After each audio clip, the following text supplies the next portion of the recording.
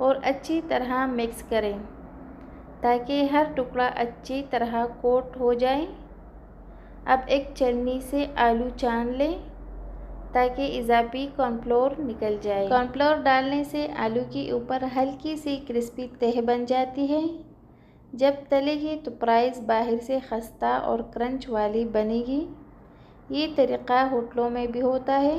अगर आप चाहें तो इस स्टेज पर आलू फ्रीज़ भी कर सकते हैं।